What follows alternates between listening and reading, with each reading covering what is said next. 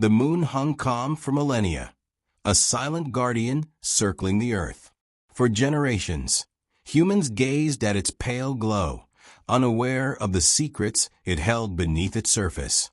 Deep inside, hidden for eons, a weapon lay dormant, a weapon born from fear and ancient rivalry.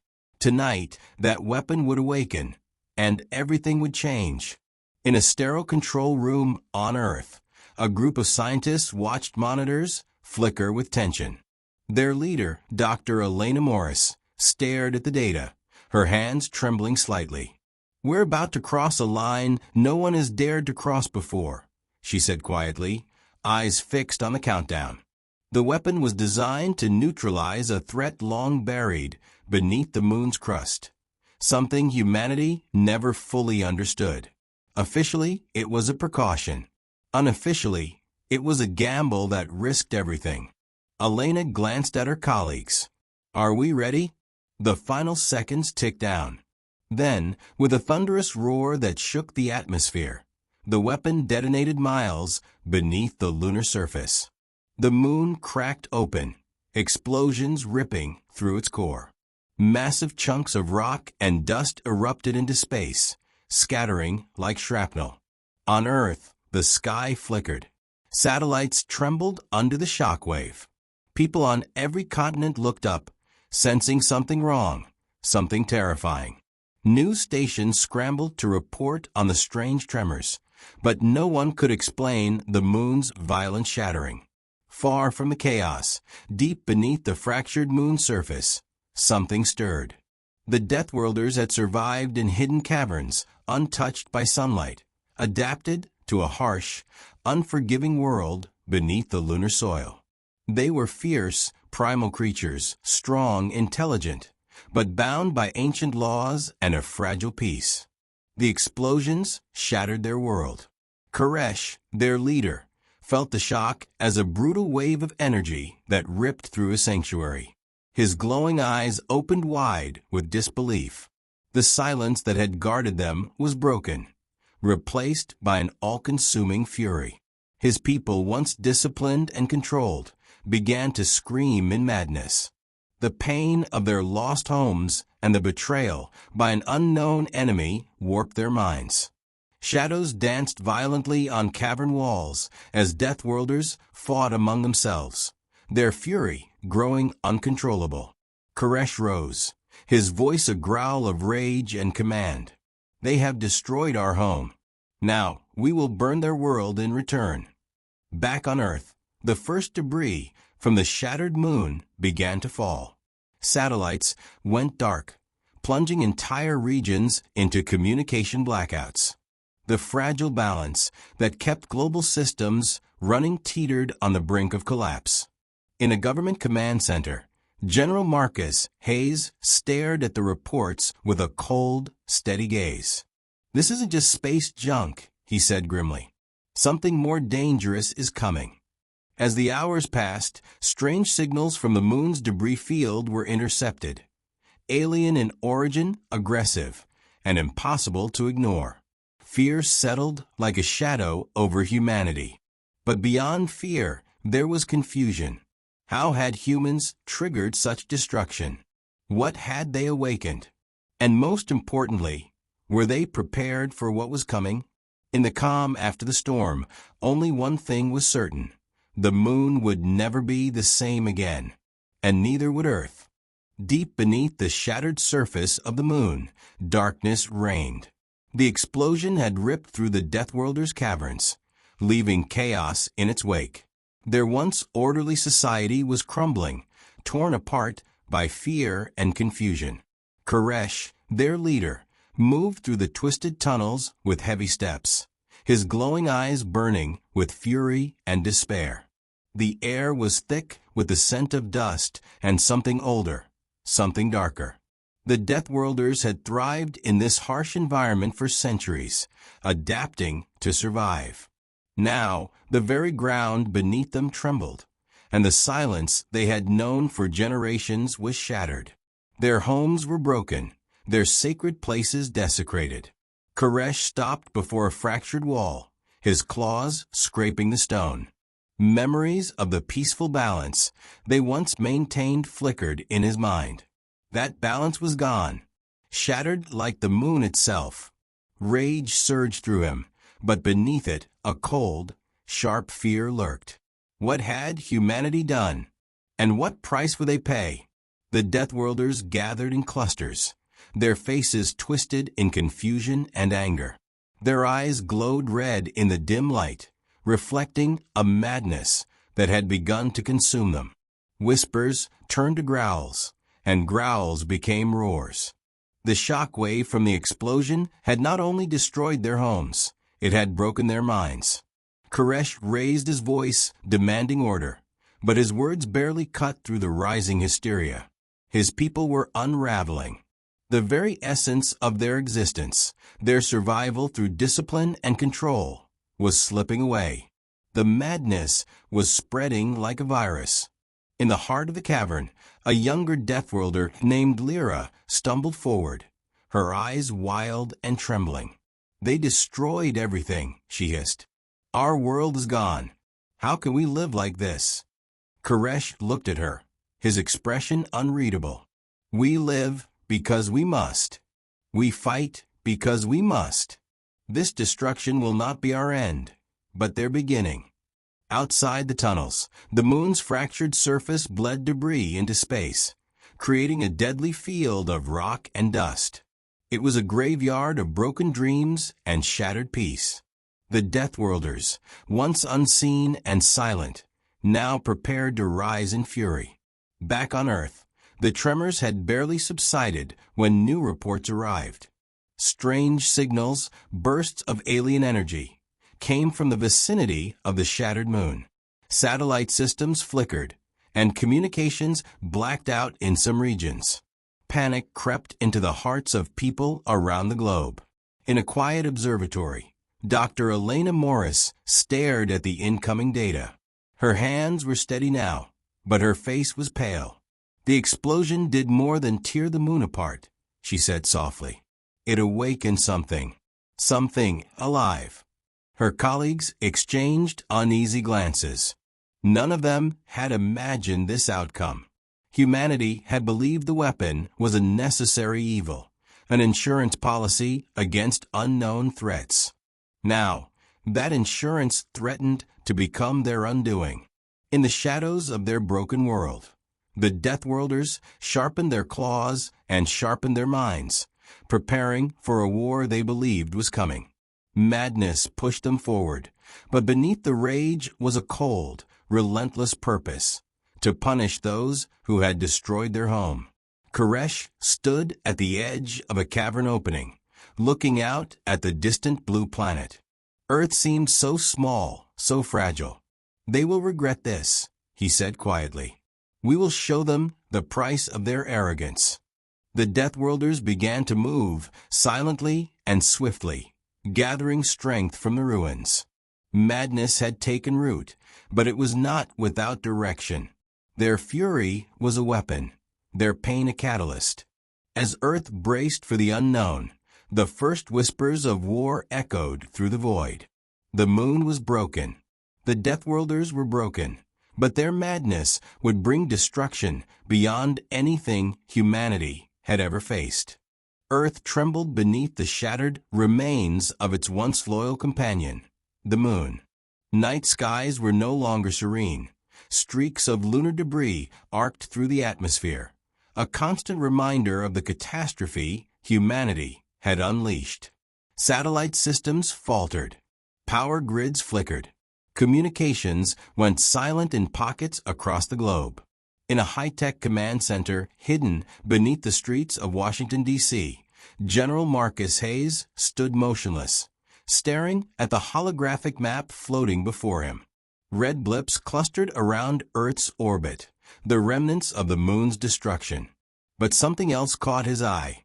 Strange signals, irregular and pulsing with a pattern too deliberate to be natural, flickered near the debris field.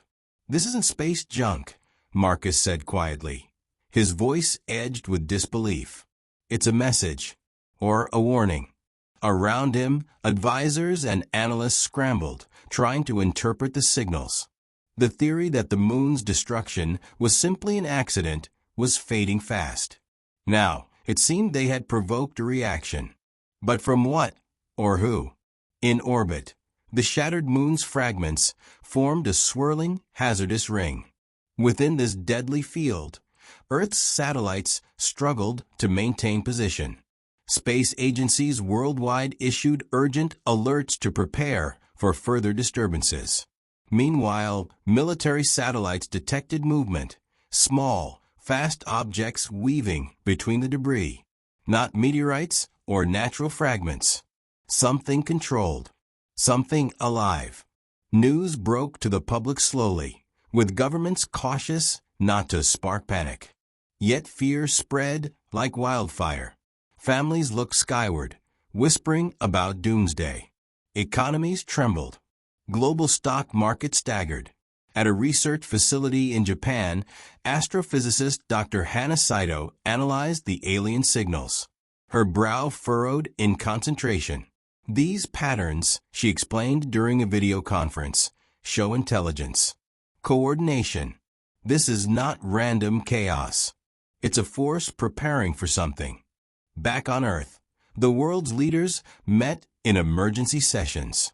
Alliances formed and faltered under the strain of uncertainty. How do you fight an enemy that hides within shattered rock? What weapons could repel an invisible threat?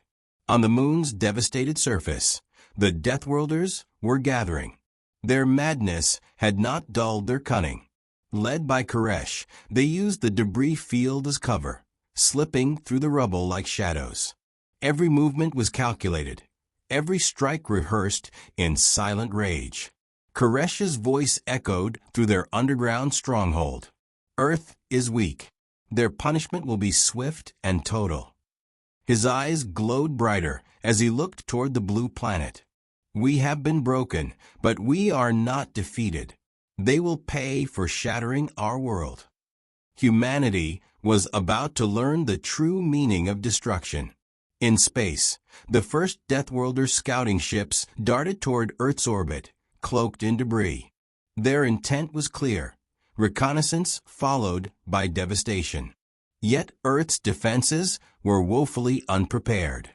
Aboard the International Space Station, crew members watched the eerie glow of incoming objects with growing alarm. Alarms blared as unidentified vessels breached detection perimeters. The station sent urgent messages to Earth, messages that would trigger the first official acknowledgement of the threat. General Hayes stood firm. We must prepare for war. The moon's destruction was our mistake, but this war will be our fight. The battle for Earth's survival had begun in silence and shadows.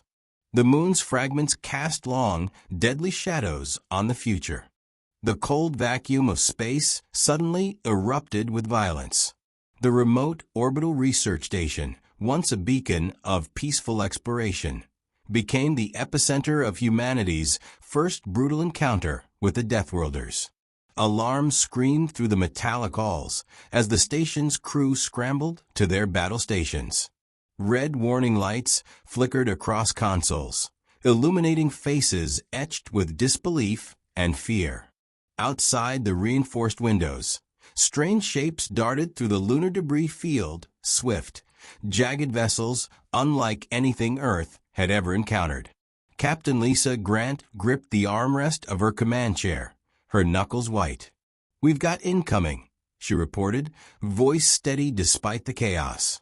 Unknown ships approaching fast, weapons charged. The first salvo hit the station's outer hull, sending shudders through the entire structure. Windows cracked, and sparks flew as energy blasts tore through communication arrays and power conduits. The station shuddered violently, throwing crew members to the floor. Inside the enemy vessels, the Deathworlders moved with terrifying precision. Their glowing eyes burned with rage and madness. These were not mindless beasts, but warriors fueled by fury and desperation. Each attack was calculated, exploiting weaknesses with ruthless efficiency. Lieutenant Marco Reyes barked orders to his engineering team. Keep the shields up. Divert all power to the forward emitters.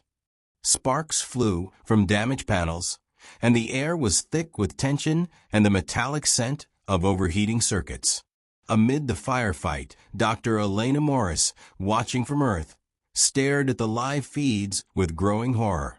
The moon's destruction had unleashed something far more dangerous than anyone had imagined.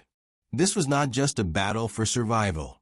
It was a fight against an enemy driven to madness. The station's communication officer, Jade Lynn, frantically tried to send distress signals to Earth. Static filled the channel, broken only by urgent bursts of code. "We need backup," she pleaded. "They're overwhelming us." But the distance was vast, and the time to respond was short. Captain Grant made a decisive call. "Prepare the escape pods. If we can't hold this station, we have to save as many lives as possible."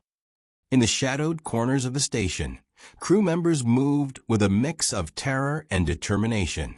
Friendships forged in quiet moments now tested under fire.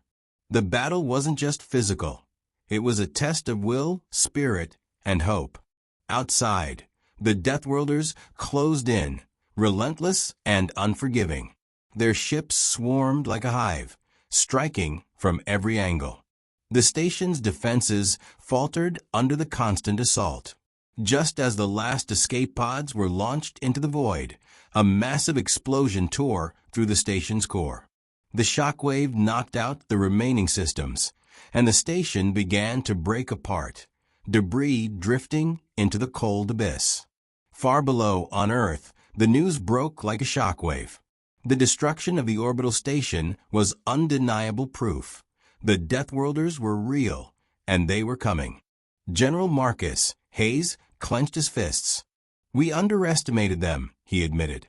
"But this changes everything."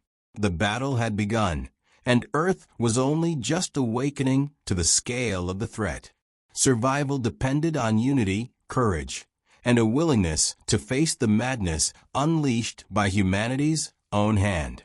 With the orbital station destroyed and the Deathworlders' attack confirmed, the world plunged into a state of unease unlike anything seen before. Governments scrambled to respond, but old rivalries and mistrust threatened to undermine humanity's only hope: unity. In a secure underground bunker, representatives from the world's leading nations gathered for an emergency summit. The air was thick with tension and frustration. General Marcus Hayes stood at the center, commanding attention with a voice that brooked no argument. "We face a threat unlike any other," Marcus began, eyes scanning the room. "The Deathworlders are organized, intelligent, and they're attacking us with everything they have. Our survival depends on cooperation. No country can stand alone." At the far end of the table, Dr. Elena Morris nodded grimly. "We need to combine scientific knowledge with military might. Understanding their biology and psychology could give us an edge. But time is running out." Skepticism and fear lingered, but the gravity of the situation forced the delegates to set aside their differences. An uneasy alliance formed, one born of desperation and the shared will to survive. Meanwhile, civilians across the globe grappled with the new reality. News reports showed images of debris raining from the sky, power outages, and military convoys mobilizing. Families held tight to each other, whispers of impending doom swirling in every corner. In a small town in Nebraska, retired Colonel James Whitman watched the news with a heavy heart. The man who had once led troops into battle now faced a war he could only fight from afar. Yet his experience and resolve remained vital. James received a call from the United Nations Emergency Task Force. They needed veterans like him, leaders who could train and organize civilians for defense and evacuation. Without hesitation, he accepted.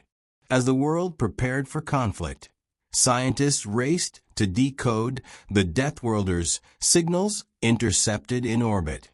Dr. Hanasido and her team worked around the clock, piecing together patterns that hinted at the enemy's tactics and weaknesses. Their madness is not random, Hannah explained to Elena over a secure channel. It's a form of psychic trauma caused by the moon's destruction. But it also creates instability. We can exploit that. The military wasted no time. Training camps sprang up worldwide, blending technology with traditional tactics. Soldiers learned to anticipate the Deathworlders' erratic behavior, preparing for close-quarters combat and guerrilla warfare. In the skies above, new defense systems were deployed. Laser arrays, kinetic interceptors, and electronic jammers designed to protect satellites and cities. Every effort aimed at slowing the alien onslaught. Amid the mounting preparations, Koresh and his Deathworlders continued their relentless advance. Madness still gripped many, but their fury sharpened into a deadly weapon. They struck strategic targets with increasing precision, testing Earth's defenses and sowing chaos. From underground bunkers to frontline outposts, the human spirit was pushed to its limits. But unity forged in fire created resilience. People from all walks of life stood ready to fight for their planet. In a quiet moment, Marcus addressed his team. We may have shattered the moon, but we will not let it shatter us. This is our fight, and we will win. The uneasy alliance of Earth's defenders braced for the storm ahead. The war for survival was no longer a distant threat. It was here, and it demanded everything. The first battle on Earth's surface came without warning. In the dead of night, a remote research base in the Nevada desert was plunged into chaos. The ground shook violently as the first Deathworlder strike team descended from the shattered sky. Their grotesque forms, silhouetted against the stars, moved with deadly purpose, eyes glowing like embers of fury. Captain Sarah Malik had barely finished her shift when the alarms blared. Her squad scrambled to their positions, adrenaline surging. "They're here," she said, voice steady but tense. "Hold your ground." The Deathworlders advanced with savage speed. Their claws tore through concrete, and their howls echoed across the barren landscape. Soldiers fired bursts of plasma and conventional rounds, but the attackers seemed relentless, almost fueled by madness itself. Despite their fury, the Deathworlders were not mindless. They coordinated attacks, flanking patrols, and exploiting weaknesses.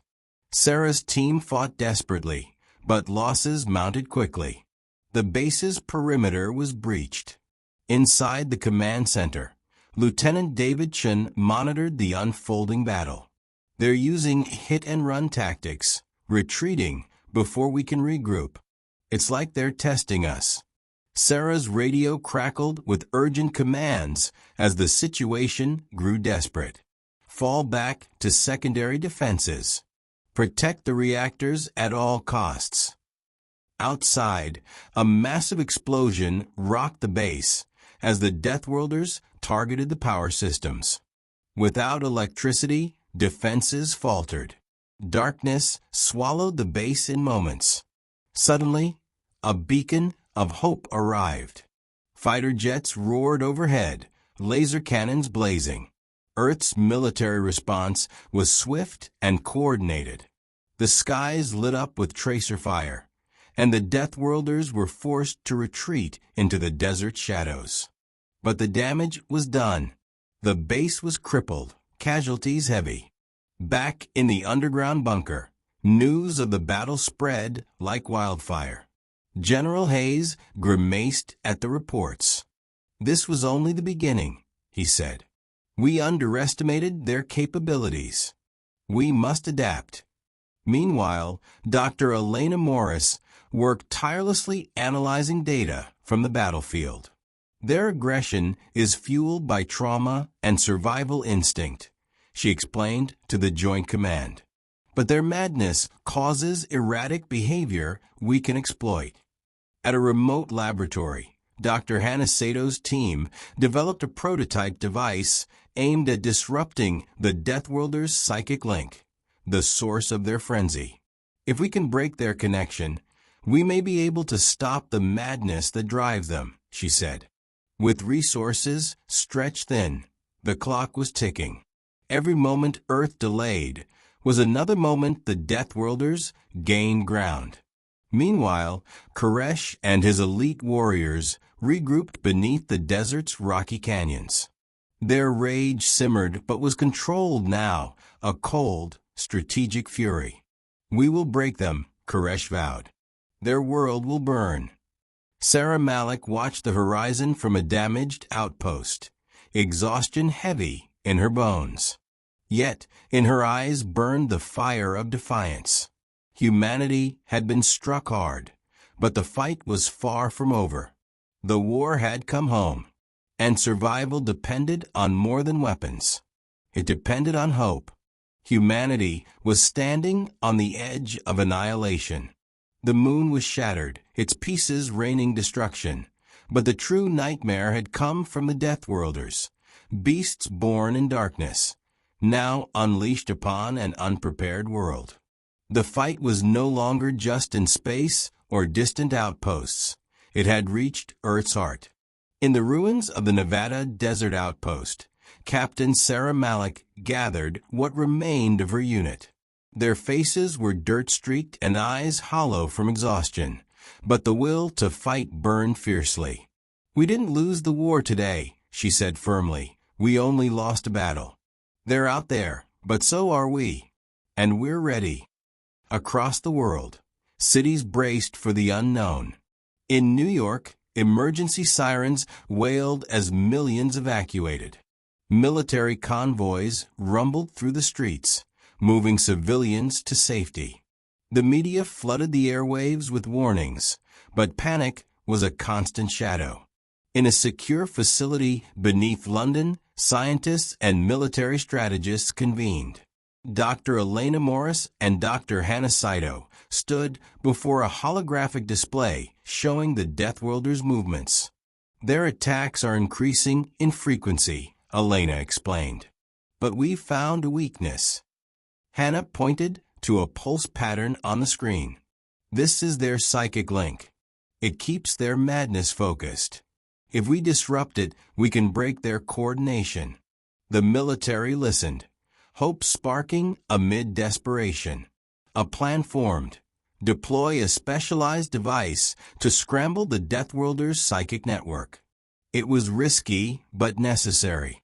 Meanwhile, Koresh led his forces through the wreckage of the moon's debris field, targeting Earth's communication arrays and power grids. Every strike was designed to cripple humanity's response, to sow chaos and fear. But beneath the chaos, a new resistance was rising. Ordinary people, soldiers, and scientists united. Training camps swelled with volunteers.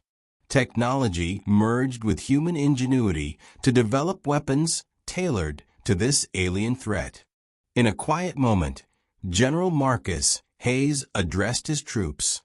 They came from the darkness beneath the moon, angry and mad.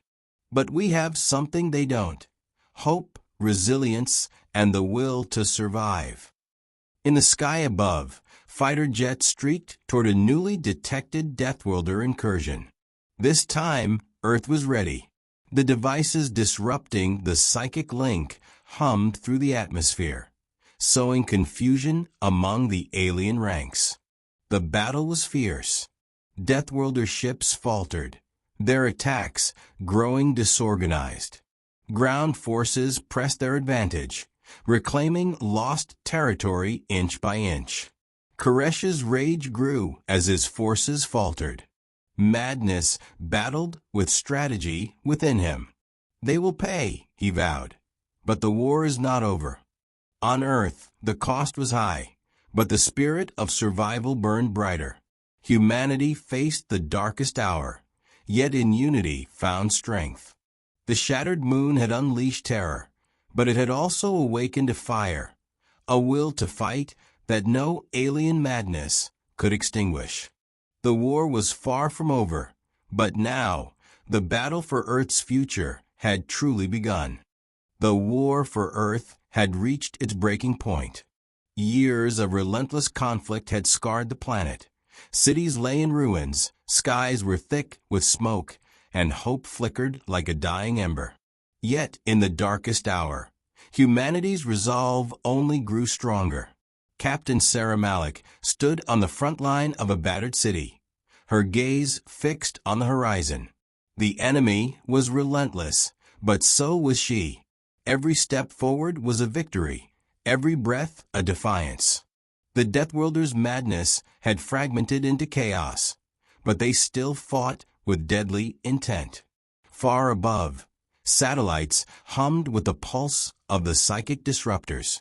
Dr. Hannah Sato's invention was the turning point, a weapon aimed not at destruction, but at breaking the alien minds that fueled the war. Signals spread like ripples across the battlefield, fracturing the Deathworlders' coordination. Koresh felt the change within his ranks. The madness that once united them now fractured into confusion and fear. His glowing eyes burned with desperation. "This cannot be," he growled. "We were forged in chaos. We will not fall to silence." But even Koresh could not stop the tide. His forces faltered under Earth's counterattack, the carefully laid plans unraveling. The psychic bonds shattered. His warriors were left vulnerable, trapped between instinct and sanity. General Marcus Hayes coordinated the final push. "This is the moment we've prepared for," he declared. "We fight not just for survival, but for our future." Armies advanced, weapons blazing. Fighter jets streaked through smoky skies, while ground forces reclaimed devastated neighborhoods. Resistance fighters, soldiers, and civilians fought side by side, united by a singular purpose. In the heart of the conflict, Sarah's unit breached the enemy's last stronghold. The air was thick with tension and the scent of dust. Each step echoed the hope and fear of countless souls. Koresh confronted her in a ruined tower, his form twisted by rage and pain. "You destroy everything we have left," he hissed. "But your world will burn anyway." Sarah steadied her rifle, eyes locked with his. "We don't want to destroy. We want to survive. And we will." The final battle was brutal. Steel clashed, energy surged, and the ground shook beneath their feet. But in the end, humanity's will prevailed. Koresh fell, not with a roar, but with a whispered promise, a warning for what might come if pride blinded the future. As dawn broke over a scarred but standing Earth, survivors emerged from shelters. They looked up at a sky still dotted with lunar fragments, but filled with a new light, a promise of peace forged through struggle. Dr. Elena Morris stood among them, watching the horizon. "The moon's destruction changed everything," she said softly. "But it also showed us what we're capable of when we stand together." Humanity had faced madness unleashed by their own hand. They had fought through despair and destruction. And now, from the ruins, they would rebuild. The war was over. The future was uncertain. But for the first time in a long time, it was theirs to shape. The moon was gone, but Earth remained. And so did hope.